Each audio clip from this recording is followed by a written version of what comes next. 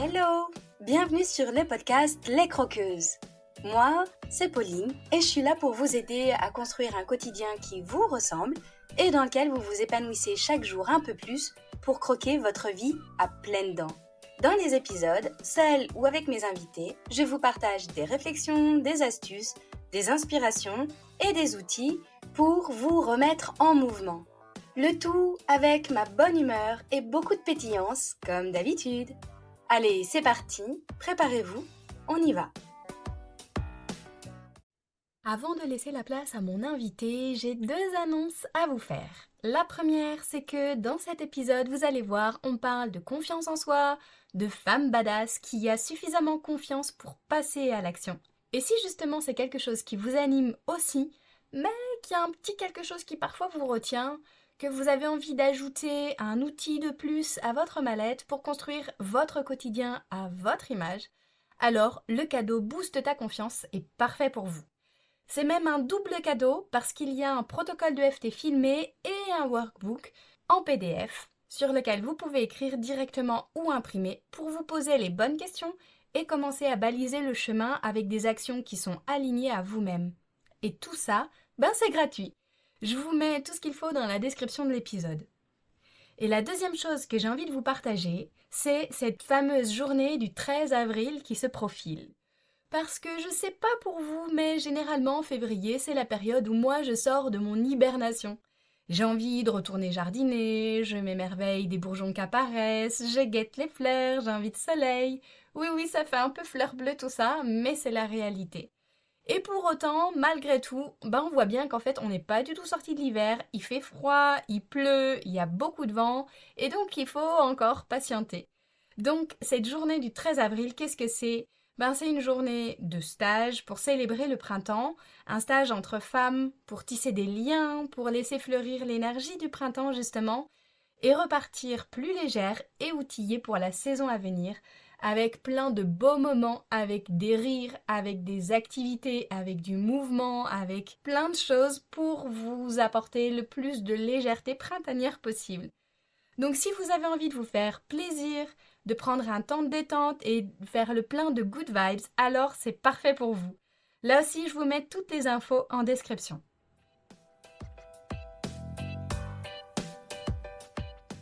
Allez, place à mon invité maintenant. Aujourd'hui, j'accueille Angélique, la Wonder Woman de sa vie. Toute petite, elle a pris le rôle de la deuxième maman pour s'occuper de sa petite sœur autiste, jusqu'à s'oublier et même culpabiliser d'être elle-même en bonne santé. Entre responsabilité et envie de sauver sa sœur, son adolescence a été marquée par l'incompréhension et la colère. Dans ses études, un peu plus tard, elle finit par s'orienter vers le coaching qui l'a aidé à construire son futur et trouver sa solution. Et puis, suite à une année super douloureuse, au pied du mur, elle n'a pas eu le choix, elle a pris la décision finalement de reprendre sa vie en main. Cheminer jusqu'à accorder son pardon, oui, c'est ce qu'expérimente Angélique. Et aujourd'hui, elle a totalement switché sa façon de penser et elle se donne le droit au bonheur. Elle sait qu'elle a la capacité de rebondir et de se construire en mode Wonder Woman pour prendre la responsabilité de sa vie. Et si vous vous demandez pourquoi j'arrête pas de parler de Wonder Woman, écoutez la suite. Allez, restez bien à l'écoute pour découvrir son histoire, sa gourmandise et savoir à quel team elle appartient. Mais je vous en dis pas plus, je vous laisse découvrir tout de suite notre conversation.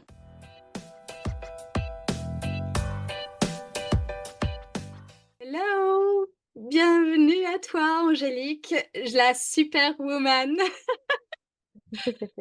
Hello, Je suis, hello. je suis super contente de t'accueillir aujourd'hui sur le podcast Les Croqueuses, d'autant plus que ça fait plusieurs mois Oui, qu'on est en contact l'une et l'autre et qu'on a un peu galéré à trouver un moment à nous convenir toutes les deux. c'est ça.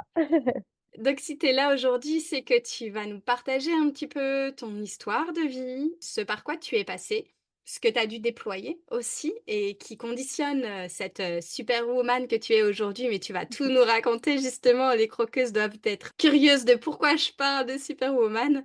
Et donc, je te propose de te présenter, de nous dire tout ce que tu as envie sur toi pour qu'on apprenne à te connaître. Yes, carrément. Bonjour Pauline, bonjour tout le monde. Du coup, moi, c'est Angélique, j'ai 25 ans, je suis de la team Scorpion parce que je suis de novembre. J'habite à Nice, donc dans le sud de la France. Je suis entrepreneuse depuis avril 2021, donc là, on fête bientôt les 3 ans. Donc moi, je suis tout simplement coach en confiance en soi. J'aide les femmes, en particulier les femmes entrepreneuses, à se sentir confiantes et légitimes dans leur business pour oser passer à l'action, oser faire ce premier pas. Et comme tu l'as si bien dit, en fait, je suis la Wonder Woman de ma vie, je suis la Wonder Woman de mon business et c'est ce que j'aide mes clientes à faire à leur tour, c'est devenir la Wonder Woman de leur vie, la Wonder Woman de leur business. Et il faut savoir aussi, je crois que c'est un détail hyper important, que je suis de la team sucrée. Si je dois choisir entre la team salée et la team sucrée, je suis vraiment de la team sucrée. Et j'ai un petit péché mignon qui n'est autre que le fondant au chocolat avec un petit peu de crème anglaise, sans oublier la chantilly, évidemment. Donc là, c'est un triple péché mignon. C'est ça, c'est triple péché mignon là. OK, super, merci, beaucoup, Wonder Angélique. Du coup, maintenant qu'on te connaît, un peu mieux, qu'on sait, que tu adores le fondant au chocolat avec sa crème anglaise et sa petite touche de chantilly ou peut-être grosse touche de chantilly. Grosse. Est-ce que tu peux nous parler un petit peu de cette histoire de vie qui a été très impactante pour toi dans ta construction personnelle, dans ce que tu as pu traverser enfant, que tu avais envie aujourd'hui d'évoquer sur le podcast? Yes, on va essayer de pas chialer. Ça, c'est un sujet vraiment très compliqué pour moi et c'est un peu l'occasion pour moi d'en parler et d'être vraiment authentique sur le sujet. Simplement, ma petite sœur qui est, handicapée, elle est autiste, donc voilà, elle a un handicap mental et c'est bien plus qu'un handicap parce que depuis que je suis petite, donc depuis que j'ai environ peut-être quand j'étais en primaire, peut-être 10 ans, un truc comme ça, je m'en occupe énormément. Genre, je suis comme sa deuxième maman. Là, un peu moins parce que du coup, j'habite avec mon chéri et tout. Mais c'est vrai que quand j'habitais encore chez mes parents, c'était, très compliqué. Je rentrais le soir, j'avais même pas le temps de faire mes devoirs, il fallait que je m'en occupe. Tous les soirs, je la faisais dormir parce qu'elle pouvait pas dormir seule, mais du coup, c'est moi qui la faisais dormir. Je lui changeais les couches, enfin, c'était, un deuxième maman, quoi. J'ai été sa deuxième maman. Ça a été très compliqué à gérer. Il fallait aussi gérer le regard des autres dehors parce qu'une petite fille qui crie dans la rue, qui dit bonjour aux gens, qui est polie et tout, c'est bizarre, hein. Du coup, bah, j'ai dû faire face énormément au regard des autres et je crois que c'est ce qui m'a le plus touchée, je dirais, ça a été vraiment le regard des autres et ce truc de un peu culpabilité, genre: «Pourquoi elle? Pourquoi pas moi? Pourquoi elle, elle a un handicap et tout?» tu vois? Donc voilà. Mmh. En fait, tu as porté cette culpabilité, toi, de ne pas avoir de handicap face à ta sœur. Et c'est ça. Et c'est ce qui fait que tu t'es beaucoup occupée d'elle? Mmh. Exactement. Ouais, il y avait beaucoup cette culpabilité et aussi ce truc de me dire un peu, je pense un peu ce «syndrome de sauveur» entre guillemets, tu vois? Mmh. OK. Vous avez combien d'années d'écart toutes les 2? Elle est de 2002, je suis de 98, on a à peu près 4 ans et quelques mois d'écart. OK. Et du coup, dès le départ, tu as pris ce rôle de maman ou ça a été à un moment donné un cap où tu as senti que tu devais avoir, cette posture-là vis-à-vis d'elle? Un peu des 2, je pense. Ça a été un peu, mes parents qui me donnaient beaucoup de responsabilités, mais de manière inconsciente parce que bon, bah, voilà, aussi c'était compliqué à gérer donc je pense qu'inconsciemment, ils me donnaient beaucoup de responsabilités et en même temps, c'est un peu moi qui ai pris cette place-là parce que voilà, comme je te disais, c'était un peu le truc de, ben, je veux être là pour elle, un peu ce truc de sauver, une partie de moi qui voulait la sauver. Ouais, ça a été un peu naturel et un peu aussi mes parents qui m'ont un peu, mis cette responsabilité-là. Donc en fait, c'est un peu des 2, ouais. Mmh. Quand tu dis c'est tes parents qui t'ont un peu mis cette responsabilité-là, ça veut dire qu'ils te demandaient de prendre ces tâches-là, de t'occuper d'elle, de l'aider à s'endormir, de lui Mmh. changer ses couches? Ouais, c'est ça. Par exemple, le soir, tu vois, c'était, un peu une «obligation» entre guillemets qu'il fallait que je la fasse dormir parce que, bah, sinon voilà quoi, des fois quand je voulais sortir avec mes potes, il fallait d'abord que je la fasse dormir pour après sortir, tu vois? Donc c'était une assez grosse responsabilité. Donc ouais, c'est pour ça que je te dis que la responsabilité, je l'ai prise de moi-même, mais en même temps, c'est aussi mes parents qui me donnaient un certain poids, mais encore une fois, de manière inconsciente. Je leur en ai beaucoup voulu pendant très, très longtemps. Je comprenais pas pourquoi et en fait, avec le temps, je me rends compte que c'était plus une manière pour eux de souffler un peu et c'était un peu inconscient en mode: «Angélique vient nous aider, on n'en peut plus là, on n'arrive plus à gérer, quoi». Mmh. Et du coup, j'imagine que ça a pas été évident à vivre. Comment est-ce Non. que, tu as réagi toi, dans ton enfance et ton adolescence? Parce que l'adolescence, en temps normal, c'est une période qui est compliquée à vivre parce qu'on est dans la Ouais. construction de son identité, de futur adulte et cetera. toi, en plus, tu l'as vécu dans un contexte particulier où tu avais cette casquette de, grande sœur pas malade et de grande sœur responsable. Du coup, par quoi tu es passée justement? Tu dis que tu en as beaucoup voulu à tes parents. Qu'est-ce qui s'est passé pour toi?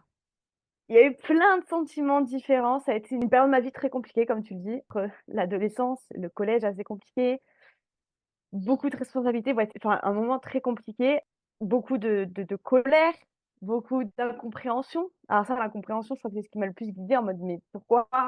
Comment ça se fait? Qu'est-ce que je fais là? Pourquoi la vie m'en veut autant?» Tu vois? Beaucoup de d'incompréhension et ouais, de colère, tu vois? Tristesse évidemment. Ouais, ça a été beaucoup d'émotions très négatives et beh, c'était une des périodes où j'ai été le plus mal dans ma vie, où j'avais moins confiance en moi, où j'avais pas du tout une bonne relation à moi-même et aux autres. Ça a été un peu un mélange de tout. Je pense que ça a été où tous les événements se sont enchaînés. Donc je pense que c'est pour ça aussi que ça a été dur à vivre. C'est que ouais, tout s'est enchaîné. Il y a eu des moments très compliqués, heu, rupture amoureuse, regard des autres, le fait de pas me sentir à ma place aussi, parce qu'on parle beaucoup de légitimité dans l'entrepreneuriat, mais il y a aussi ce côté légitimité dans la vie en général. Je me sentais pas du tout à ma place parce que je me disais: «Mais en fait, les gens de mon âge, ils me comprennent pas». J'avais une maturité, bah, du fait de garder une petite sœur comme si c'était une maman, j'avais une maturité, mais hyper développée et je le ressentais quand je parlais avec des gens de mon âge, quand je traînais avec eux et tout, je me dis: «Mais qu'est-ce que je fous là? Je suis pas à ma place». Mais je suis pas à ma place, ils me comprennent pas, ils savent pas ce que je vis. Donc en fait, j'étais pendant qu'eux, en fait, c'était un peu en mode: «Je profite de ma vie et tout». Moi, c'était en mode: «Qu'est-ce que je fous là?» quoi, genre, Toute l'insouciance que eux vivaient de leur, adolescence, ouais, tu l'avais pas? c'est ça. Mmh.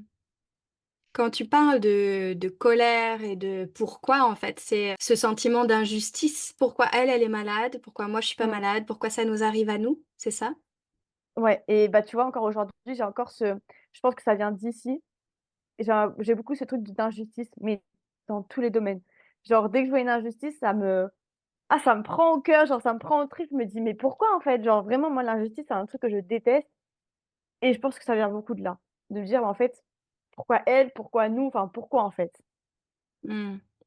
C'est une façon de se révolter, en fait. Ouais, c'est ça. Et du coup, on parle souvent de cette colère, même si elle est pas confortable à vivre, c'est aussi elle qui nous donne, la force de Mmh. soulever des montagnes, d'avancer, de créer et j'entends à travers ce que tu dis quand même cette grande force justement avec, notamment, bah, les autres enfants, enfin les autres jeunes de ton âge qui ne vivaient pas les mêmes choses et cette force que tu as déployée pour toi, pour ta sœur, peut-être en lien avec la colère que tu pouvais ressentir? Ouais, c'est ça, en fait. Ouais, j'avais tellement de colère en moi et même ça se ressentait dans ma vie en général, quoi. C'était très simple, tu me cherchais. J'étais soit à l'école parce que j'étais obligée d'y aller, soit j'étais au fond de mon lit, mais clairement, hein, j'abuse même pas, j'étais au fond de mon lit en train de pleurer et de me dire: «Mais qu'est-ce que je fous là?» Genre, pourquoi? Genre vraiment, et d'ailleurs, j'ai été longtemps, longtemps, longtemps suivie par des psys, parce que c'était très compliqué, quoi. Genre même les psys, ils voyaient la souffrance, quoi, derrière. Mmh. En fait, dans une fratrie, alors ça rejoint un petit peu ce que je disais tout à l'heure avec déjà l'adolescence, c'est pas facile parce que c'est la période où on se cherche, c'est la période où on a envie de se distinguer, se différencier de nos parents C'est ça. puisqu'on n'est pas une extension d'eux-mêmes et qu'on a envie de construire notre propre identité. Donc déjà c'est compliqué, mais en plus avec ce que tu avais vécu. Et de cette même façon, une fratrie, c'est compliqué aussi parce que c'est toujours Ouais. difficile de trouver sa place vis-à-vis de l'autre enfant ou vis-à-vis des autres enfants. Qu'on soit seul ou qu'il y en ait plusieurs, de toute façon, c'est notre histoire et c'est ce avec quoi on doit dealer toute notre vie. Mmh, Mais du coup, trouver sa place quand on est la grande sœur d'une petite fille handicapée, ça prend une autre dimension. c'est ça. J'aurais tellement de choses à dire sur le sujet, mais c'est ça et en plus, il faut savoir que je suis entre les 2. Donc tu as la petite sœur, tu as moi et tu as le grand frère. Donc moi, je suis vraiment entre les 2. Et c'est pas la place la plus facile. Il y avait aussi ce côté, tu sais, mon frère, c'était un peu le rebelle. Genre mes parents lui disaient: «Occupe-toi de ta sœur et tout». Il me disait: «Non». Et moi, j'étais un peu cette fille qui disait oui à tout. En mode mes parents me disaient: «Fais ci, fais ça». OK, j'arrivais dans la seconde près, j'étais là. Alors que mon frère, c'était tout le contraire. C'était vraiment le mec rebelle en mode: «Bah non, pourquoi je t'aiderais? Enfin non, j'ai pas envie». Et moi, j'étais là en mode: «Bah ouais, ouais, je vais vous aider, ouais, ouais». pas les décevoir. Mmh. C'est hyper intéressant ce que tu dis là, parce que c'est un parallèle qu'on retrouve aussi dans plein d'autres histoires, pas aussi difficiles et douloureuses, que la tienne, mais avec un petit peu cette, caractéristique de la femme qui s'oublie, qui dit oui à tout et qui, Ouais, pour être aimée, pour être acceptée, pour être vue, en fait, en vient à faire des choses pour les autres, même si elle ouais, en a pas envie et que clairement on apprend aux petits garçons et donc du coup qui deviennent des hommes derrière en fait que, bah, effectivement, bah, s'ils ont pas envie, bon, bah, d'accord, c'est bon, ils se sont exprimés, c'est bien, ils s'affirment, tu vois? ouais, Il y a ce c'est ça, truc-là aussi de, bah, toi, tu étais une fille et en plus, tu étais l'autre fille qui n'était pas malade et tu étais entre les 2. Du coup, tu étais pleinement là-dedans dans: «Regardez-moi, je vais prendre cette place-là, je vais aider et puis, vous allez m'aimer un peu?»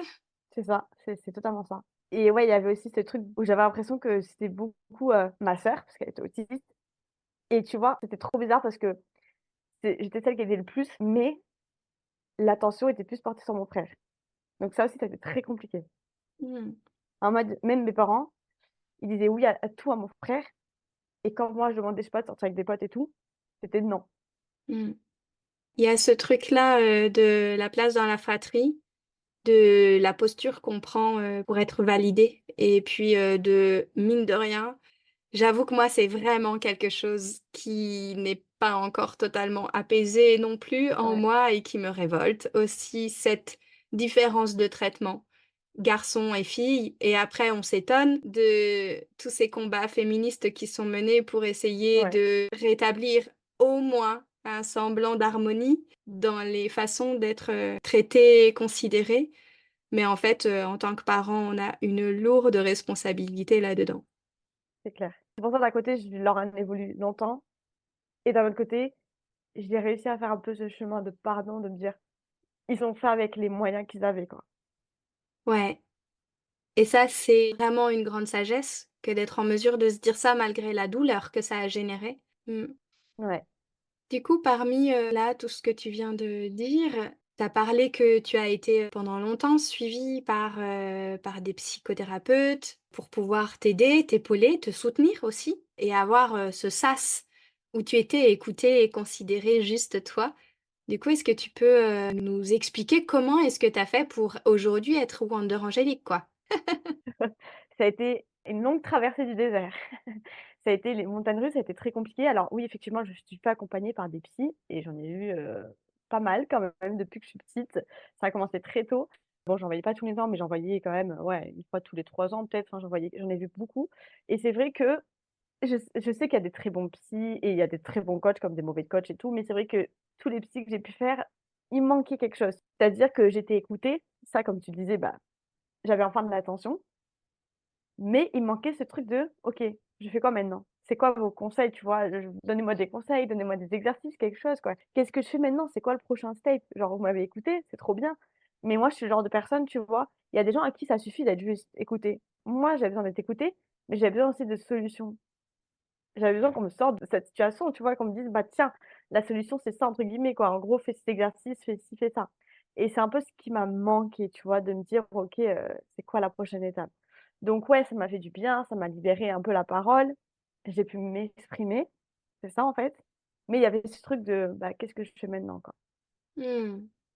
C'est hyper intéressant. Je fais le parallèle du coup avec un autre épisode que j'ai enregistré avec, Séverine, le numéro 46 où elle dit, elle a longtemps, descendu au niveau du moral, de ses envies et cetera, une longue descente aux enfers comme elle dit et elle attendait qu'on vienne la sauver en fait et elle attendait qu'il y ait une baguette magique. C'est comme si là, ce que tu décris avec les psys, tu avais besoin de quelque chose de plus, comme Mmh, si ils te sortent de ça, en fait mmh, et en plus, avec cette idée d'action, de réflexion qu'on trouve dans le coaching. c'est ça et je pense que c'est aussi une des raisons qui a fait que parce que j'ai fait des études en psycho, tu vois? J'ai fait 3 ans en psycho. Bon, de base, c'était pour devenir prof des écoles. J'ai un peu déchanté en voyant la réalité. J'aurais pu continuer, tu vois, à faire le master et devenir psy, mais ce qui m'a le plus appelé entre le métier de psy et de coach, ça a été le métier de coach. Parce que dans ce métier de coach, j'ai retrouvé ce que je recherchais justement, qui m'avait manqué par le passé, c'est-à-dire tout ce qui est, bah, passage à l'action et c'est aussi ça que j'ai appris la différence, c'est que le psy, lui, il va plus t'aider au niveau du passé et du présent, le coach, il va plus t'aider au niveau du présent et du futur.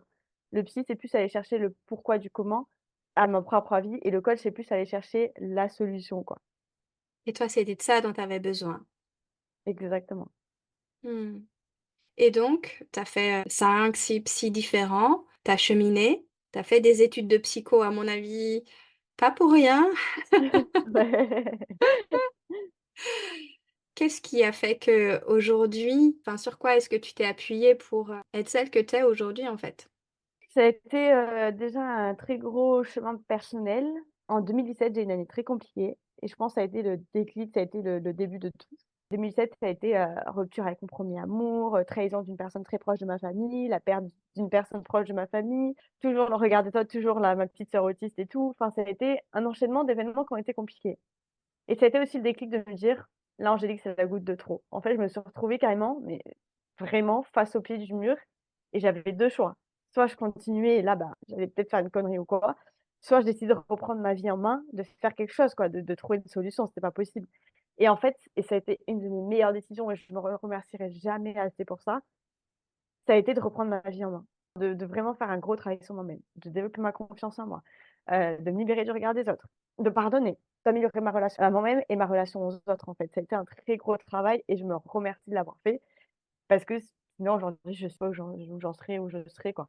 Donc ouais, ça a été un peu ce déclic-là, de me dire: «OK, là, c'est la goutte de trop, va falloir faire quelque chose». J'ai fait ce quelque chose, j'ai fait ce gros travail sur moi-même et c'est ce qui m'a permis aujourd'hui d'être là et d'aider à mon tour les femmes à faire ce travail sur elles-mêmes, quoi. Mmh. Je me reconnais dans ce que tu partages parce que, du coup, si je calcule bien, ça t'est arrivé quand tu avais 19 ans? Ce gros choc-là où tu te dis: «OK, soit je me laisse couler et je disparais peut-être, soit je reprends ma vie en main». Moi, personnellement, j'ai eu une enfance, avec beaucoup d'amour, mais extrêmement difficile, avec beaucoup de, traumas additionnés et à 19 ans, j'ai perdu la vue de l'œil droit. On m'a posé le diagnostic d'une sclérose en plaques et là, ma vie s'est écroulée et comme toi, je me suis dit: «OK, soit je me laisse aller, soit Ouais. je décide de guérir ou en tout cas d'avancer vers ça». L'image que j'ai, c'est c'est très propre à ma façon de voir les choses. Tu es Mmh peut-être mh. pas obligé de la partager. C'est que parfois la vie se dit: «Attends, là, Angélique, là, Pauline, on vous a mis des grosses épreuves, vous avez toujours pas compris? Bon, on va vous mettre un gros mur en face de vous, Ouais, là, qui c'est va ça. vous arrêter pour que vous preniez vraiment la vraie décision Mmh. de construire quelque chose». Je suis d'accord avec toi, ouais. Quand la vie t'envoie des obstacles, c'est pas pour te faire du mal ou quoi, c'est pour te dire en fait, déjà tu es capable de le surmonter, je le sais, la vie elle sait que tu es capable de surmonter cet obstacle et c'est pour te rappeler qu'il y a une leçon que tu as toujours pas comprise, donc tiens, je vais te la remettre et tant que tu l'auras pas comprise, crois-moi que je vais tout faire pour que tu la comprennes, quoi. Et c'était bah, je pense que c'est ça, ouais, c'est clairement comme tu dis, c'est la vie en fait, bah, Pauline, Angélique, réveillez-vous là. OK, je vais vous mettre un mur comme ça, vous allez peut-être comprendre cette fois-ci que vous devez faire une dé enfin, vous devez prendre une décision, vous devez faire un choix, ce choix-là, quoi. Ouais, parce que de toute façon, le mur empêche d'avancer, en fait.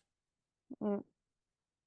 OK, donc à ce moment-là, tu fais le choix de reprendre ta vie en main, de te former en psycho, en coaching. Aujourd'hui, tu es entrepreneur depuis à peu près 3 ans. Mmh. En quoi est-ce qu'aujourd'hui tu es différente de celle que tu étais avant?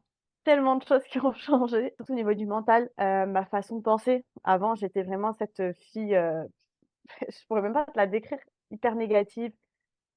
Toujours dans le noir, toujours en mode, bah, chaque événement, c'était une catastrophe en fait, même si quelque chose de bien arrivait, je m'auto-sabotais en mode: «Ouais, mais non, mais il va y avoir, genre» tu sais, c'est un peu ce truc de: «Oh là là», genre quand il y avait un bon événement, je suis là en mode: «Oh putain, il va se passer un truc de malade derrière, ça va être très compliqué à gérer, il va y avoir un événement négatif et tout». Je me laissais pas la place au bonheur, quoi. Au niveau du mental, le fait de maintenant, bah, je suis beaucoup plus positive. Alors je le suis pas tous les jours, mais j'ai cette capacité à rebondir face aux obstacles. Je sais qu'aujourd'hui, quand un obstacle arrive, prends le temps de le vivre, de pleurer et tout, mais je sais que j'ai cette capacité en moi de relever ce défi, de relever cet obstacle, en fait, de le surpasser. Donc c'était beaucoup un changement au niveau du mindset. Ça a été un ouais, vraiment, je suis passée de vrai ouais, de cette petite fille timide, qui a pas confiance en elle, qui ose pas s'affirmer, qui dit oui à tout le monde, même si elle veut pas, qui se force à faire des choses pour faire plaisir, pour pas être rejetée, pour pas être abandonnée. Alors ça, la peur de l'abandon aussi, ça a été un gros step, mais ouais, qui faisait tout pour pas être abandonnée, à cette femme, en fait, qui est devenue la Wonder Woman de sa vie, qui a confiance en elle, qui fait face aux obstacles, qui a encore des peurs, des doutes, des croyances limitantes, mais qui sait comment y faire face, qui sait en faire une force. Je suis passée vraiment de cette fille spectatrice de sa vie, qui se victimise, à cette fille, bah, en fait, qui reprend le pouvoir de sa vie, qui est vraiment actrice et qui assume, tout ce qui se passe, en fait, qui prend la responsabilité de sa vie, quoi. Mmh. Qui prend la responsabilité. Super. Peut-être que tu vas te répéter, mais si tu devais conclure par un mot ou une phrase en lien avec tout ton parcours et ce que tu as appris en vivant aux côtés de ta sœur et dans cette famille-là, ce serait quoi? Confiance en soi, mais aussi confiance en la vie. J'ai beaucoup appris à me faire confiance et tout, mais j'ai aussi appris à faire confiance, alors vous appelez ça comme vous voulez, la vie, l'univers, Dieu, comme vous voulez, mais j'ai appris à faire confiance à ce truc qui était au-dessus de moi et de me dire: «OK, j'ai toutes les capacités en moi, je vais y arriver, j'ai confiance en moi» et surtout, bah, en fait, j'ai confiance à ce truc au-dessus de moi là, qui me guide un peu comme, ouais, un petit ange et tout. Me dire: «OK, si ça m'arrive aujourd'hui, c'est que je suis capable de l'affronter, j'ai confiance en la vie». Je sais que la vie, elle est pas là pour me faire du mal, pour me mettre plus bas que terre. Je sais que la vie, elle est là pour me faire avancer, pour me faire, propulser, en fait. Donc ouais, c'est vraiment faites-vous confiance et faites confiance à la vie. C'est un seul mot que je voudrais retenir, c'est vraiment ce truc de confiance, en fait. Mmh. J'aime beaucoup cette idée de faire confiance en la vie. Avant de passer sur le quiz gourmand traditionnel de fin d'interview, j'ai envie de faire ce parallèle aussi. Moi, personnellement, dans mon cheminement personnel, j'ai eu besoin de reconnecter avec une grande foi et une forme de Mmh, spiritualité pour aussi être en mesure d'accepter. Quand tu parles de pardon, quand tu parles de mmh. dépassement de soi aussi, moi, ça a été mon parcours et de ce que j'entends, j'ai l'impression que c'est quelque chose que tu as développé aussi pour, être en Ouais. mesure d'accepter ce que tu as traversé.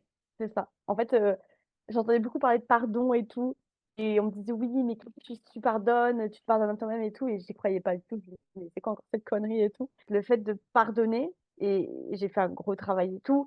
J'ai osé, alors là, j'ai fait un truc de malade. Je me suis dit: «Jamais de ma vie je le ferai» et j'ai osé le faire. J'ai pas eu le résultat que je voulais, mais ça m'a libérée d'un poids. En fait, j'ai écrit une lettre à mes parents et comme je suis folle dans ma tête, eux, ils leur donnaient la lettre. Qu'est-ce que j'ai fait? J'ai pris la lettre, je leur ai lu devant eux. J'ai pas eu la réaction voulue. J'ai pas eu de réponse, genre il y a rien eu quoi. Ils étaient là en mode: «OK», enfin, je sais pas, c'est pas la réaction que je voulais, mais en même temps, ça m'a libérée d'un poids. Genre vraiment, c'est comme si je m'étais pardonnée à moi-même, en fait.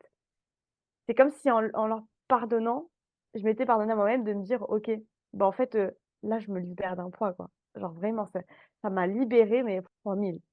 Mmh. Une belle libération alors.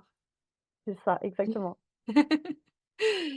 Bon, allez, est-ce que tu es prête pour le quiz gourmand de la fin de l'interview?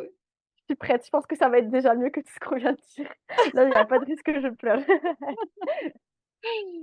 Alors, pour les croqueuses, quand même, il faut que je vous dise, peut-être que vous verrez des extraits de notre interview en vidéo, mais Angélique, elle a mis sa couronne de Wonder Woman sur le front et donc c'est pour ça que je dis Wonder Angélique depuis tout à l'heure, parce que c'est vraiment le symbole qui est très fort, pour elle et donc voilà. Même quand on est Wonder Woman, Wonder Angélique, eh bien, on a le droit d'avoir ses failles, on a le droit d'avoir sa Ouais, vulnérabilité, on a le droit d'être ému quand on parle de son parcours de vie et donc vous verrez peut-être des moments où Angélique était très émue dans ce qu'elle partageait et à aucun moment, ça n'enlève la force et la puissance qu'on peut déployer pour soi et au contraire, c'est dans l'acceptation de toutes ces facettes-là aussi qu'on grandit, je ouais trouve. et je rajouterais même un détail, tu vois? Avoir confiance en soi, pour moi, c'est aussi faire preuve de vulnérabilité, faire preuve de courage, en fait, de se dire: «OK, bah, là, tu vois, pour moi, c'est un grand step» et je pense que c'est pour ça aussi que j'ai mis un peu de temps à faire cet épisode, c'est que j'étais pas assez «prête» entre guillemets et en fait, je sais que, bah, rien que d'en parler, ça me fait du bien et surtout, je sais que je vais peut-être aider des personnes qui vivent à peu près la même situation ou qui se disent: «Putain, mais en fait, ma vie là, c'est la merde, qu'est-ce que je vais faire de ma vie?» Et j'ai envie d'être un peu cette lueur d'espoir, de se dire: «OK, c'est compliqué, mais il y a une issue quelque part, je vais y arriver, quoi». Mmh. Bah, je te remercie pour, ce que tu partages là parce que c'est l'objectif du podcast, en fait. Les croqueuses qui sont fidèles depuis le départ, elles le savent. Il est né vraiment de moi de cette envie d'avoir un média qui soit inspirant pour toutes celles qui sont dans le dur, qui sont dans l'épreuve, qui ont besoin de savoir que c'est possible, en fait et qu'elles peuvent y arriver parce que moi, je l'ai pas eu. Quand, à C'est ça. 19 ans, j'étais face à d'autres malades et que je ne lisais que des histoires plus déprimantes les unes que les autres, Mmh. je me suis dit: «Mais en fait, j'ai pas envie de m'enfermer dans cette réalité-là et de me dire qu'il y a que ça qui est possible». Le podcast est né vraiment de ça. C'est toutes vos histoires aussi qu'on met en avant pour que chaque croqueuse qui écoute puisse s'y reconnaître et y trouver la lueur d'espoir que moi j'ai pas trouvé à l'époque. Donc merci Ouais, Angélique parce que ça correspond avec pleinement, plaisir. et tu as raison, il faut être prête aussi. Ouais. Donc allez, allez, on va finir par le faire ce petit quiz là. Yes! Première question, tu nous en as déjà parlé, mais peut-être que tu vas un peu modifier ou agrémenter en tout cas ta réponse. C'est quoi ton péché mignon, cette fameuse gourmandise à laquelle tu peux pas résister? Je reste sur ma position, c'est ce bon petit fondant au chocolat bien fondant à l'intérieur, avec la crème anglaise qui va bien autour et un petit peu de chantilly évidemment, pour rajouter un petit peu de sucre parce qu'il y en a pas assez. C'est vraiment ce petit trio-là, pépite. OK, trop bien. Le trio. Si ta vie pouvait se manger, ce serait quel plat? Oh là là là là! Une bonne pizza aux 4 fromages. Ça je c'est ouais, pizza 4 fromages. Est-ce que tu es plutôt thé, café, bière, eau, vin? Mmh. Je dirais un truc que tu as pas dit, l'ice tea. Genre ça, c'est vraiment ma boisson péché mignon. C'est vraiment le petit soda qui fait plaisir. Alors, mais attends, imagine le repas pizza 4 fromages, iced tea et fondant au chocolat crème anglaise chantilly en dessert. Ah bah, là tu me perds, là ça y est, là tu m'as perdue. Là je vis ma meilleure vie, quoi. Est-ce que tu es plutôt radis, hamburger, falafel ou bourguignon? Ah, j'hésite entre le burger et bourguignon. Bah, bon petit bourguignon, allez. Mmh. Et puisque moi je suis une croqueuse de chocolat, est-ce que tu es plutôt chocolat noir, chocolat blanc ou chocolat au lait? Chocolat au lait, mais j'ajoute une petite subtilité avec un petit peu de noisette. Mmh. Chocolat au lait et aux noisettes. C'est ça. Un grand merci Angélique, Wonder Angélique, d'être venue partager ton parcours, ton histoire et ta vulnérabilité avec nous. Et si on veut te suivre, te retrouver, comment on fait?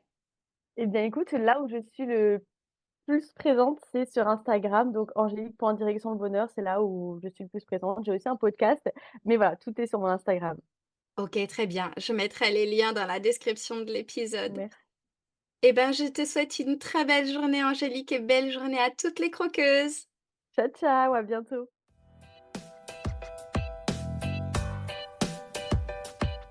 Et voilà les croqueuses, c'est la fin de cet épisode. Merci à vous d'avoir écouté jusqu'au bout. Si vous avez trouvé la gourmandise de mon invité, n'hésitez pas à m'envoyer un message ou un commentaire. C'est toujours un plaisir de vous lire. Si cet épisode vous a plu, qu'il vous a apporté un peu d'énergie, d'élan et de la valeur, si vous vous dites que ce serait bien que d'autres femmes puissent l'écouter, n'hésitez pas à le partager et à le noter sur votre plateforme d'écoute favorite. C'est très rapide. Notez le podcast en mettant des étoiles, ça l'aidera énormément à être visible pour qu'il touche encore plus de croqueuses. Et merci à toutes celles qui le font déjà. Vous pouvez aussi vous abonner pour être certaine de ne pas rater les prochains épisodes en solo ou avec mes invités. Je vous souhaite une super journée ou soirée, où que vous soyez, avec gourmandise bien sûr. À la semaine prochaine pour une nouvelle dose de pétillance, d'inspiration et de bonne humeur.